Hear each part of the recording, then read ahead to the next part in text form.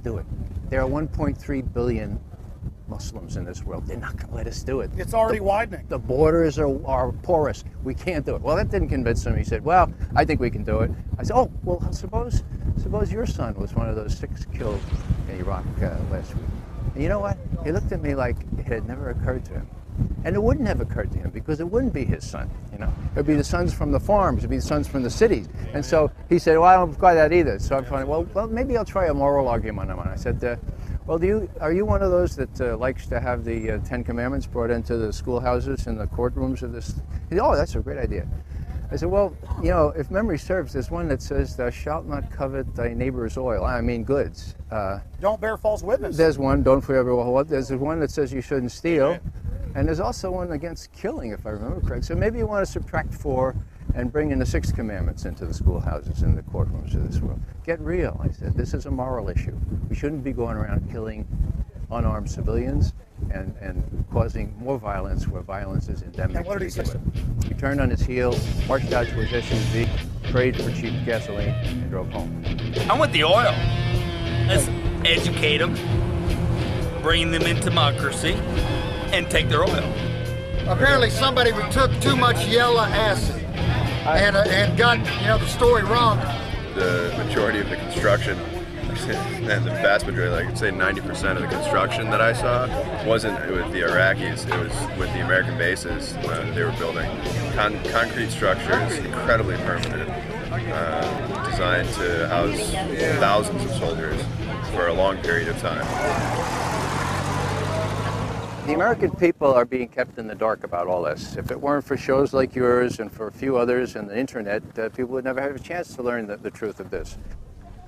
What Cindy Sheehan has done is brought a human dimension to this. They said, look, people are getting killed, including my son. A lot of Iraqis are getting killed. Why don't we face up to whether this war makes any sense at all? Do we really want to have our young people sacrificed for what? We don't know. We don't know what's going on. To tell you the truth, my kids don't know the things that are involved in the decisions I make at my house. And that doesn't mean that they need to be involved in the decisions, because I know better than they know. It's because I'm more informed, and I'll give him that same benefit. You know, we did elect him. Where have we lost our freedom? All across the... Where? They're using Homeland Security against topless bars. They're using Homeland Security against toy store owners. They're using Homeland Security against pot dealers, and that's wrong. They're using Homeland Security, quote, against gang members. It's admitted. Are you familiar that the Gulf of Tonkin never happened? LBJ tapes have now been released. We went to war.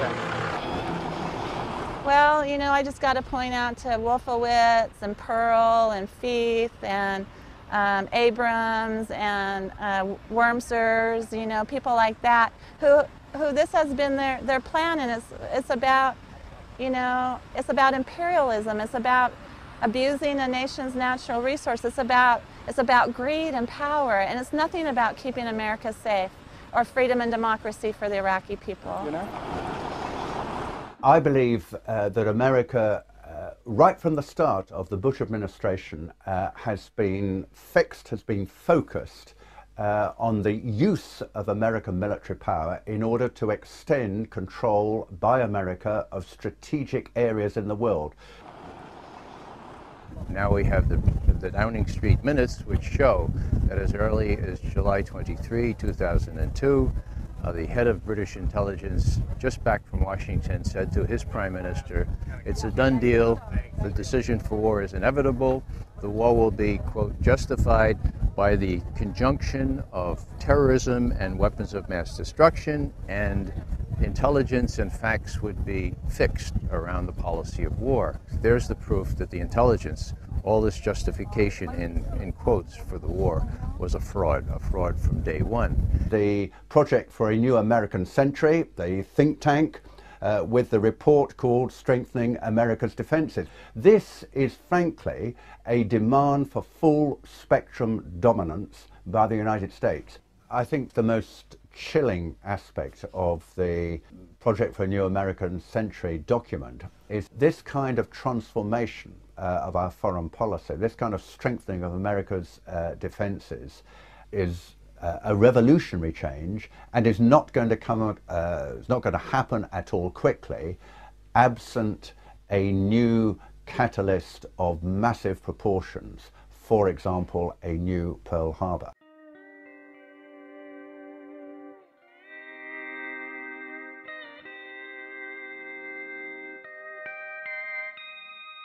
In Crawford, Texas, we found individuals who believed the weapons of mass destruction were found in Iraq. No weapons of mass destruction were found. Are you kidding me? Do you buy that? Yes. Of course there were mass. Of course there were. David, there were. This guy would make a great citizen in George Orwell's fictitious 1984. If we took them all away, does that still mean that if he had the capability, would he still? See, that's in the mind. Well, she's got an ad on TV that said he lied, my son died. You know, he hasn't lied to nobody. What did George Bush lie about? He said he was going to protect this country. Weapons of mass destructions. No matter what took to keep the enemy out of our backyards. He never said there weren't going to be nobody killed. That's war. I think they're saying that Bush lied about WMDs, not about troops were going to die. But did he though? Those weapons were there. The authoritarian powers of the state, which are available to government, is very dangerous. And I think we live in a state, we live in states, both the United States and the UK, where the powers to question, to call in evidence, to demand explanation, to hold to account those who are in control are gradually, systematically being weakened. This is very dangerous in a democracy.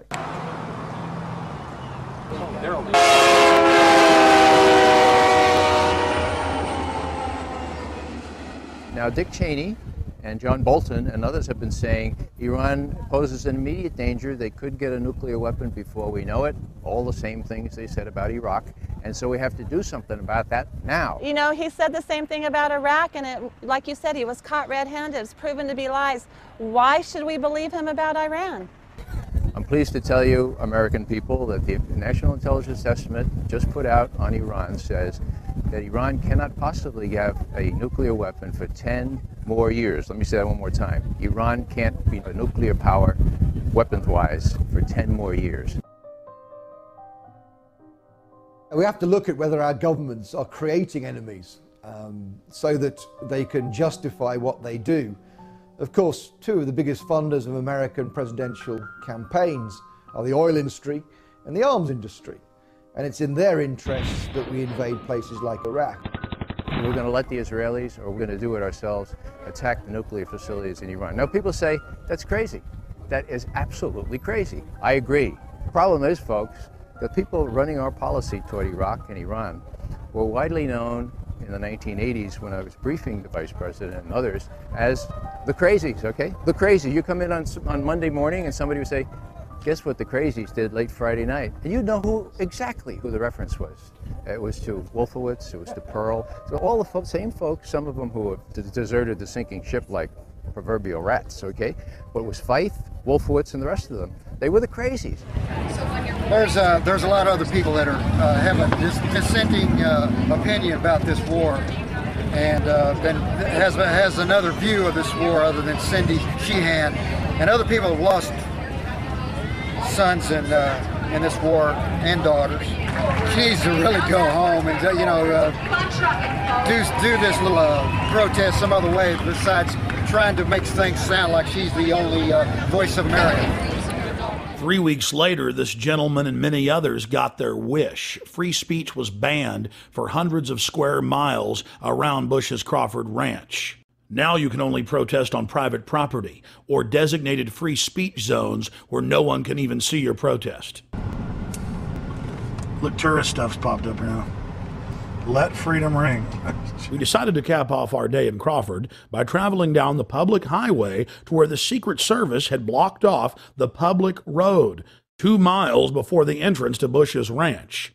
We were promptly told, as if America is now a third world police state, to get out of there, despite the fact that we were credentialed press.